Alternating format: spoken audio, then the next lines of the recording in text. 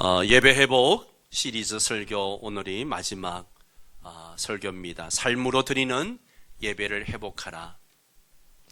올 2021년 우리 표어가 주여 예배가 회복되게 하소서입니다. 그리고 네 가지 지침이 있습니다. 첫 번째가 뭡니까? 회복하라 예배의 마음을. 그리고 두 번째, 회복하라 예배의 시간을. 세 번째, 회복하라 예배의 자리를. 오늘 그 마지막 시간, 회복하라 예배의 삶을, 삶으로 드리는 예배를 회복하라 라는 제목으로 말씀을 나누려고 합니다. 미술관에서 일하는 가이드는 이제 관람객들이 오면 그들을 안내해 가지고 그림 설명과 함께 이 그림의 화가가 누구인지 설명을 해주는 역할을 하는 사람입니다. 한 그림을 안내하고 또 다음 그림으로 안내하는 일을 반복하는 거죠. 아주 간단하면서도 즐거운 일이었습니다. 어느 젊은 가이드는 이 일에 대한 자부심이 아주 대단했습니다. 하지만 자부심이 지나쳐서 그만 자신의 역할을 잊어버렸습니다. 관람객들이 이제 오면 마치 자신을 보러 오는 줄로 착각하는 그런 지경까지 되어버렸습니다. 그래서 그림을 설명하고는 뒤로 물러서서 관람객들이 그림을 볼 수 있도록 해야 되는데 그 옆에 그냥 서 있습니다. 사람들이 감탄을 연발하면 마치 자기에게 하는 줄 알고 가슴을 내밀고 마음에 드신다니까 감사합니다. 그렇게 대답을 합니다. 예. 화가의 공로를 대신 취하는 것이죠. 나중에는 젊은 가이드는 그림에 조금씩 더 다가서게 됩니다. 처음에는 액자 위로 팔을 뻗더니만 나중에는 그림을 가리고 딱 앞에 서가지고 그림을 설명하고는 완전히 그림을 가려버렸습니다. 그때 관장이 나타나서 야단을 치죠. 이보게, 이 일에서 중요한 것은 당신이 아니야. 그림을 가리지 말라고 그렇게 책망을 합니다. 가이드는 그림에 대하여 박수를 받을 자격이 없는 것이죠. 박수와 찬사는 작가만이 받을 자격이 있습니다. 만약에 그림을 몸으로 가리고 박수와 찬사를 가로채려 한다면 그 자리에서 쫓겨날 수밖에 없습니다. 우리도 신앙생활을 하면서 이와 비슷한 유혹을 받을 수가 있습니다. 모든 영광과 존귀는 오직 하나님이 받으시도록 우린 옆으로 비켜나 있어야 합니다. 어떤 이유로든 하나님의 영광을 대신 받아서는 안 되는 겁니다. 누군가가 나를 향해서 박수를 치고 칭찬하고 영광을 돌리려 한다면 손사래를 치면서 제가 아닙니다. 모든 영광은 하나님이 받으셔야 됩니다. 그렇게 말할 수 있어야 됩니다. 이것이 진정한 예배자의 삶이라고 하는 것이죠. 코로나 때문에 영화 보러 간 지가 벌써 1년이 훨씬 지났네요. 최근에 본 영화, 가장 기억에 남는 영화 중에 하나는 극한직업이라고 2019년도에 상영한 영화가 있었습니다. 아마 여러분들 중에도 보신 분들이 꽤 있을 겁니다. 가족들과 함께 이 영화를 봤는데요, 처음부터 끝까지 웃기는 영화였습니다. 지금까지 이런 맛은 없었다. 이것은 갈비인가 통닭인가. 이런 유행어까지 만들어내기도 했던 영화입니다. 영화는 처음부터 끝까지 웃음을 만들어줬습니다. 영화관을 가득 채운 관객들이 한마음이 되어서 웃음을 만들었습니다. 영화를 마치면 박수를 치고 막 좋아했죠. 일어나서 나가는 사람들의 얼굴을 보면 그냥 1시간 내내 90분 내내 웃었던 탓인지 얼굴이 환하게 펴져 있었습니다. 그런데 그렇게 재미있게 보았던 영화가 지금 여러분의 삶에 어떤 변화를 주었습니까? 1600만 명이 봤다고 하니까 우리 중에도 굉장히 많은 분들이 봤을 거예요. 그렇게 재미있게 봤던 영화가 우리의 삶에 변화가 있었습니까? 만약에 변화를 주었다면 그날 영화 보고 집에 돌아가서 통닭을 시켜 먹은 것, 그 정도의 변화이겠죠. 그렇게 재미있게 본 그 영화가 여러분의 삶을 변화시키지 못했습니다. 삶이 변화될 것을 기대하고 영화관을 찾는 사람은 그렇게 많지 않습니다. 재미로 가서 보고 영화관을 나오는 것이죠. 그런데 우리 예배가 왜 이렇게 영화를 닮아가고 있는 걸까 하는 생각을 해볼 때가 참 많습니다. 마치 예배하는 성도들은 영화를 보려고 1시간 시간을 내서 와서 영화를 보고 영화가 끝나면 그냥 민물 빠지듯이 쫙 빠져나가는 그런 것과 같다는 생각을 할 때가 있습니다. 예배 시간에 모두가 박수치며 참으로 찬양합니다. 성가대의 멋진 찬양에는 모두가 아멘 아멘 하면서 화답을 합니다. 설교 중간에 감동이 오면 큰 소리로 아멘을 외칩니다. 또 기도하면서 눈물을 흘리며 결단하기도 합니다. 하지만 축도와 함께 그 모든 감동은 사라지든지 혹은 본당 안에 고스란히 남겨두고 성전을 떠납니다. 이 예배는 과연 은혜가 넘치는 진짜 예배였을까요? 그 예배가 어떤 예배였고 진정성이 있는 예배였는지는 아멘 소리의 크기, 찬양할 때에 내 가슴이 몇 번 쿵쿵거렸는지 뭉클해졌는지, 설교를 들을 때 몇 번 감동이 왔는지, 결단 기도를 할 때에 눈물이 났는지 이런 걸로 평가할 수 없습니다. 그 예배가 정말 하나님이 임재하시고 하나님을 경험하는 예배인지는 예배가 끝나는 그 시간부터 그 다음 예배 자리에 나올 때까지 삶의 모습이 증명해 주는 겁니다. 예배 시간이 중요한 것이 아니라 예배 끝나고 나서 내 삶의 자리가 어떠한가라고 하는 것이죠. 오늘 시편 15편은 다윗의 시입니다.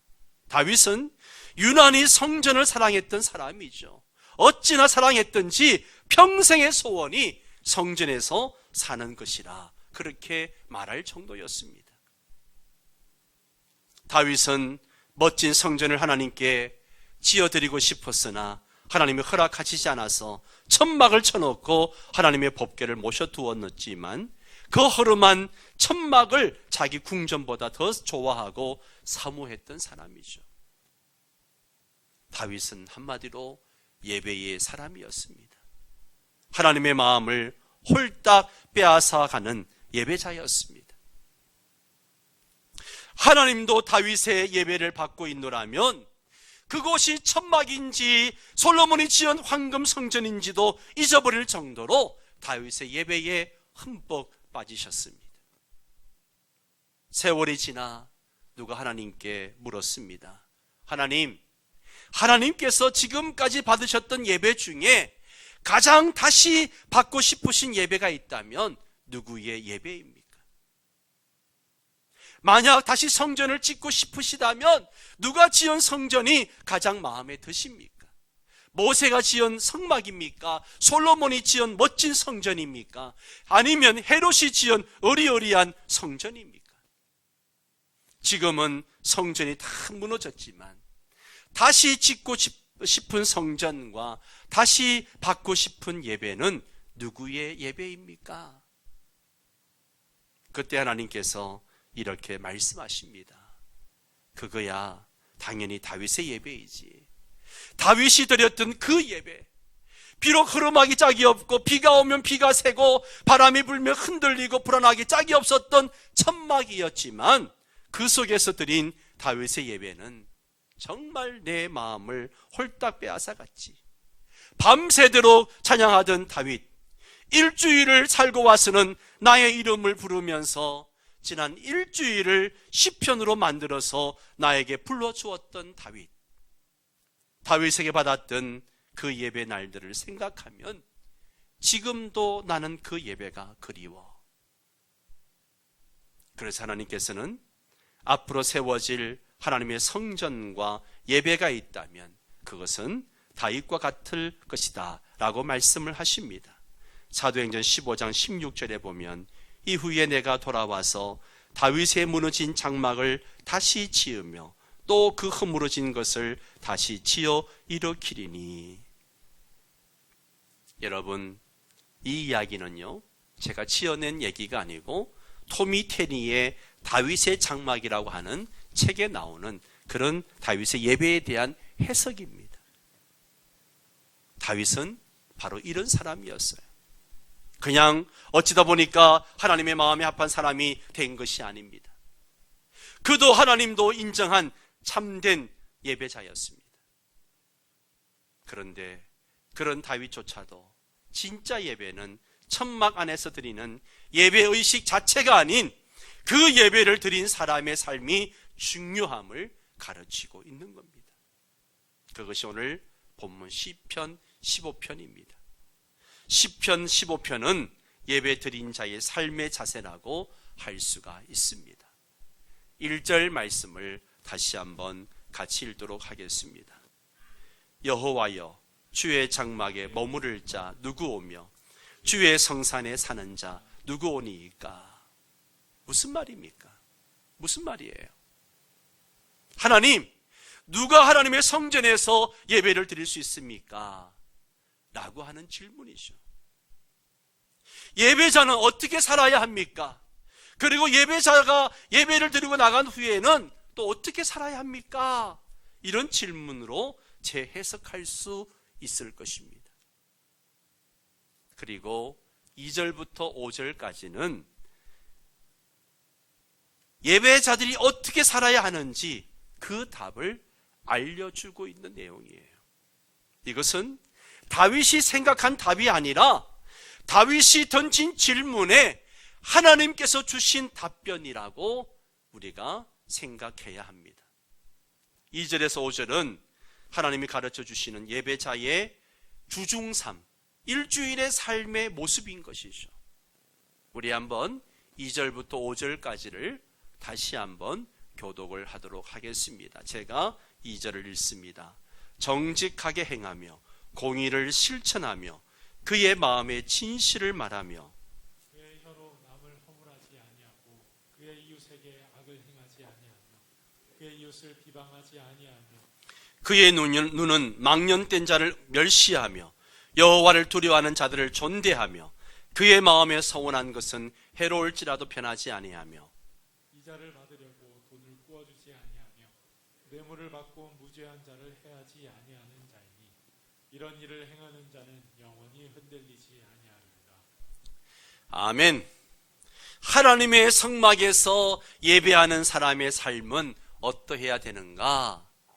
2절은 정직하게 행하며 공의를 일삼고 진실을 말하는 사람이어야 한다 라고 말씀하고 있습니다. 정직하게 살아야 하고 죄를 멀리하고 의롭게 살며 거짓말을 하지 않는 삶을 살아야 한다라고 말씀하시는 거예요. 그리고 3절에는 그 혀로 남을 헐떨지 않고 이웃과 친구에게 악한 일을 하지 않는 사람이 되는 것을 말합니다. 4절에는 죄를 짓는 사람과 친구가 되지 말라고 말씀합니다. 대신에 하나님을 잘 섬기는 사람과 가까이 지내며 그들을 존귀하게 여겨주라 말씀하십니다.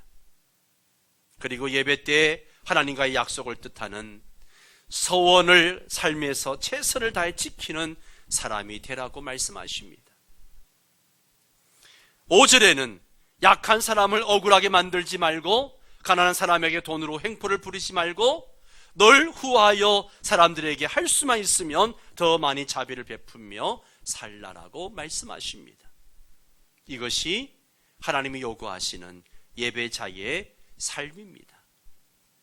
그렇게 삶의 예배자로 최선을 다해서 살아간다면 그 사람에게는 영영이 요동치 않는 삶을 주겠다라고 약속하십니다. 우리는 이 다윗의 시편을 통해서 그가 하나님 전에 와서 예배를 드리기 위해 얼마나 치열하게 하나님 앞에 경건하고 거룩하게 살려고 몸부림쳤는지 알 수 있습니다. 우리는 다윗이 어쩌다가 우연히 그렇게 하나님의 마음에 합한 자가 되었겠지라고 오해를 합니다.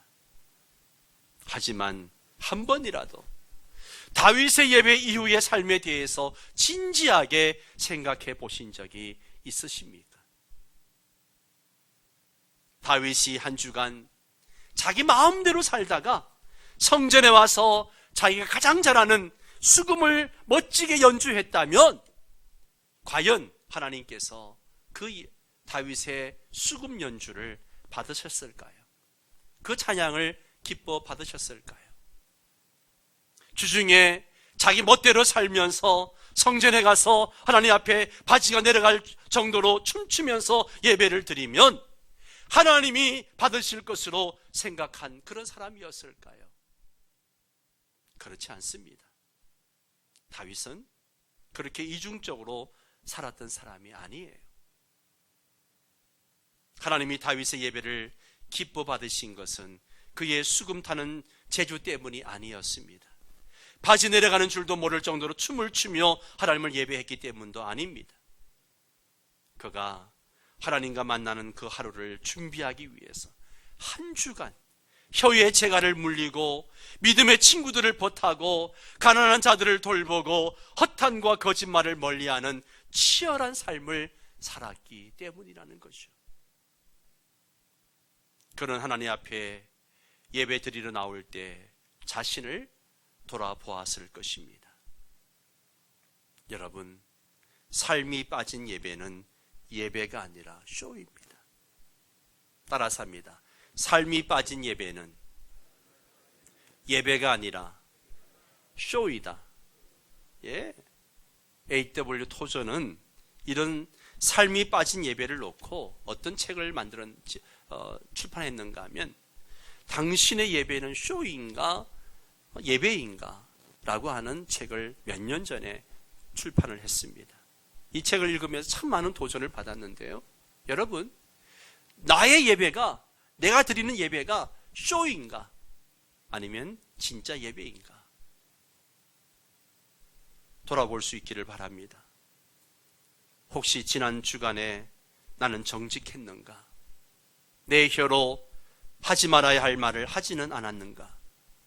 내 말로 사람에게 상처 준 적은 없는가? 내 이웃에게 해를 끼친 적은 없는가? 하나님의 사람들을 존대하게 대하였는가? 그리고 하나님과 서운한 약속을 잘 지키고 있는가? 부당한 뇌물이나 돈을 갈취한 적은 없는가? 가난한 사람의 마음을 원통하게 한 적은 없는가? 한번 생각해 보시기 바랍니다. 알렌 크라이드라는 사람이 회심의 편절이라는 책에서 이런 이야기를 했습니다. 초대교회 성도들은 예배 드릴 때 항상 4가지 질문을 하면서 예배를 드렸다라고 이야기합니다. 그 첫 번째 질문이 뭔가 하면 가난한 자를 돌보았습니까? 가난한 자를 돌보았습니까? 두 번째는 병든 자를 찾아가 보았습니까? 세 번째, 나그네를 대접하였습니까? 네 번째, 원수를 사랑하였습니까? 이 4가지 질문을 하면서 늘 초대교회 성도들은 예배를 드렸다는 것이죠. 오늘 현대 크리스찬들은 주일에 이 성전문을 나서면서 방금 본 영화를 잊어버리듯이 예배의 감동과 은혜를 신속하게 잊어버립니다. 이 연애를 삶과 도무지 연결시키지 못한다는 것이죠. 그러니 예배는 드렸지만 삶이 바뀌지 않습니다. 오늘 이 예배가 한 주간의 삶도 못 바꾸는데 예배가 우리 인생을 어떻게 바꾸겠습니까? 그래서 저는 이 한 번의 예배를 가지고 여러분의 인생이나 삶 전체를 바꾸라고 말하고 싶지는 않습니다. 하지만 한 주에 한 번 드리는 이 주일 예배가 적어도 한 주간의 삶을 바꿀 만한 그런 힘은 있어야 되지 않겠습니까? 오늘 드린 이 예배로 한 주만이라도 내 어느 습관이 바뀌고 행동이 바뀌고 못된 습관을 멈추는 정도는 되어야 하지 않겠느냐 하는 거죠. 그렇게 할 때에 그 한 주 한 주가 깨알같이 모여가지고 여러분의 인생이 되는 것입니다. 적어도 예배 전의 모습과 예배 후의 모습 정도는 달라져 있어야 하는 것 아니겠는가 하는 거죠. 그런데 신기하게도 성도의 한 주간이 변하지 않고 주일 예배 딱 1시간만 변합니다. 그죠? 똑같이 살다가 예배당에 들어올 때 1시간 동안 완전히 변합니다. 이 1시간만큼은 죄도 안 짓고요, 욕도 안 하고요, 주초도 안 하고 완전히 거룩하게 앉아 있다가 이 문을 나서는 순간 원상복귀합니다. 내 한 주간의 삶이 바뀌어야 하는데 그 삶은 그대로이고 예배 드리는 1시간만 다른 사람으로 변해 앉아 있다가 예배를 끝나고 나가는 순간 다시 예배 전의 모습으로 돌아간다는 거죠. 물론 전부가 다 그렇다는 건 아니에요. 상당수의 성도들이 그런 삶을 살고 있다라고 하는 것입니다.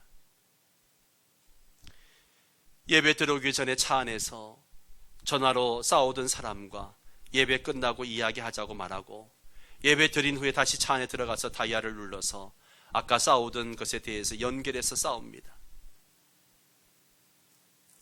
예배를 드리고 삶이 변화되었다면 이렇게 되어야 하지 않겠습니까? 여보게, 내가 예배 드리고 보니 내 생각이 짧았던 것 같네. 미안하네. 내가 먼저 사과할게. 이렇게 마음의 변화가 있어야 하는데 예배 끝나고 다시 전화해가지고 아까 어디까지 얘기했지? 라고 이어집니다. 요즘 전도가 잘 안 된다고 말을 합니다. 그 이유가 뭘까요? 요즘 언론이 계속 목사들의 그런 부정함, 타락한 모습들, 교회의 잘못된 모습을 계속 집중적으로 덜쳐내고 있습니다. 그러다 보니 전도가 더 안 된다고 이야기하죠. 저는 세상 사람들이 예수를 믿지 않는 데에는 그만한 이유가 있다고 생각합니다. 자꾸 마귀가 방해해서 그렇다고 마귀 탓만 하지 마시기 바랍니다. 저는 가끔씩 참 마귀도 억울할 때가 있겠구나 하는 생각을 해봅니다. 어쩌면 전도를 가장 가로막는 주범은 저와 여러분의 일상일지 모르겠습니다. 안타깝게도 세상 사람들은요, 우리가 이 예배당 안에서 뭘 하는지 아무도 몰라요. 그리고 그들은 그것에 대해서 관심도 없습니다. 얼마나 예배당 안에서 거룩한지도 모르고 우리가 얼마나 기쁘게 찬양하고 눈물 흘리며 기도하는 건 또 그들은 본 적도 없어요. 세상 사람들은요, 여러분의 이런 모습에 전혀 관심이 없습니다. 오로지 예배 마치고 걸어 나오는 성전 밖에 여러분의 모습에 관심을 갖고 있다는 거죠. 그리고 실망하기가 일쑤이죠. 하지만 어느 누군가가 엉망진창으로 살던 우리의 모습을 알고 있다고 한번 가정해 봅시다. 그런데 이상하게도 우리가 교회라는 건물 안에만 들어가서 한두 시간만 앉아 있다가 나오면 사람이 달라지는 것을 경험했다고 생각해 보시기 바랍니다. 그런 사람이 한둘이 아니라 엄청나다고 한번 생각해 보세요. 그렇다면 세상 사람들이 교회를 바라보는 시선이 어떻게 변할까요? 한두 시간만 들어갔다 나오면 인격이 개조되는 그곳, 교회가 과연 어떤 곳이기에 그런 기적이 일어나는가? 그렇게 궁금해 미치려고 하지 않겠습니까? 저 건물 안에 도대체 무슨 일이 일어나기에 저 막장 인생이 들어갔다가 나오면 전혀 다른 사람으로 변해버리는지 궁금해서라도 자기 발로 교회에 나올 수밖에 없지 않겠는가 하는 거죠. 애석하게도 오늘날 세상의 사람들은 교회와 교회에 다니는 사람들에 대해 하나도 궁금해하지 않습니다. 들어갈 때와 나올 때의 모습이 똑같기 때문이죠. 예배자의 삶이 획기적으로 변하지 않으면 아무도 성전에 계신 하나님을 궁금해하지 않습니다. 성전 밖의 사람들은 성경을 읽는 것이 아니라 여러분의 삶을 읽습니다. 우리는 성경을 읽고 하나님을 알지만 세상은 우리를 읽고 하나님께로 나옵니다. 기영도 시인의 우리 동네 목사님이라는 시에서 이런 표현을 했습니다. 성경이 아니라 생활의 밑줄을 그어야 한다. 우리가 성경을 읽을 때 열심히 성경에 은혜되는 감동이 되는 말씀의 밑줄을 막 긋습니다. 그런데 성경의 밑줄을 긋지 말고 생활의 밑줄을 그어야 한다라는 이야기를 했습니다. 그런데 1시간 경건하게 예배 드리기는 쉬워도 나머지 일주일을 살아낼 자신은 없기 때문에 우리 동네 목사님이 이 말에 교회 성도들이 어떤 반응을 보였는지 그 시는 이렇게 이어집니다. 성경이 아니라 생활의 밑줄을 그어야 한다는 그의 말은 집사들 사이에서 맹렬한 분노를 자아냈다. 슬픈 이야기죠. 성도들이 분노합니다. 뭐라고 분노하는가 하면 목사님은 설교만 잘하면 되지 왜 삶을 터치하고 그래? 맹렬히 분노합니다. 성경이나 잘 가르칠 것이지 무슨 삶까지 건드리고 있어. 우리처럼 살아보면 저런 설교 절대 못할 거야. 현장에서 살아보지도 않고서 정직 타령한다고 맹렬한 분노를 드러낸 것입니다. 기억하십시오. 삶으로 하나님의 살아계심을 증명하라는 말은 저의 말이 아니라 예수님의 말씀이죠. 우리 마태복음 7장 21절을 같이 읽겠습니다.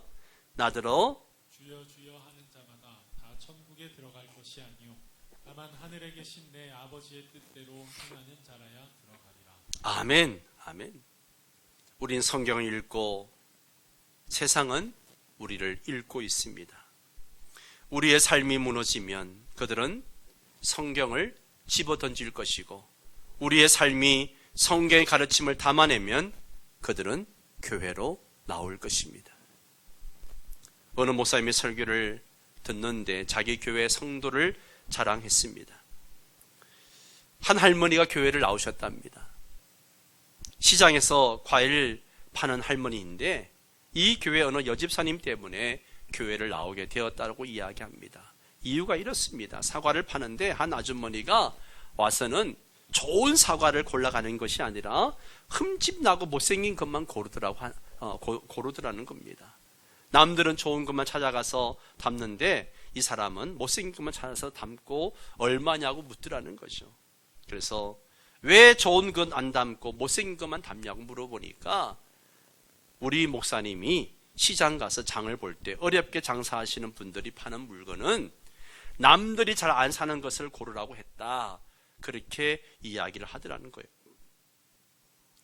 그래서 고마워서 가격을 깎아주려고 하니까 아예 할머니 그러시면 안 된다고, 제값 다 받으셔야 된다고, 전 어차피 이 과일 가져가서 깎아서 먹을 거고 또 샐러드 만들어서 먹을 건데 괜찮다고 하더랍니다. 그 이야기를 들려주면서 이렇게 고마운 사람이 어디 있는가, 이런 사람이 다니는 교회는 나도 가야 되겠다. 그 다음부터는 과일을 팔면서 교회 찾는 사람이 있으면 묻지도 말고 이 교회 가라고 전도한다라고 이야기를 합니다. 우리 교회 성도들도 지금 그렇게 전도하는 분이 한두 분 계십니다. 여집사님이 할머니에게 아브라함과 이삭과 그리고 십자가 부활, 죄, 영생 이런 것을 굳이 말하지 않아도 성경에서 말하는 고아와 가부를 돌보는 삶을 직접 살았더니 자연스럽게 사람들이 하나님 앞으로 나오는 것이었다는 것이죠. 삶으로 드리는 예배는 이렇게 힘이 있습니다. 이렇게 힘이 있어요. 여러분이 직장에서 직장 동료들과 거의 일주일을 내내서 같이 살아갑니다. 가정에서 가족들과 그냥 계속 같이 살아갑니다. 그럴 때 정말 힘든 것이 우리가 그리스도인의 삶을 살아간다는 게 쉽지 않죠. 그러나 우리가 그렇게 삶의 예배를 드리면 내가 예수 믿으라고 말하지 않아도 그들이 예수를 믿게 되는 것이죠.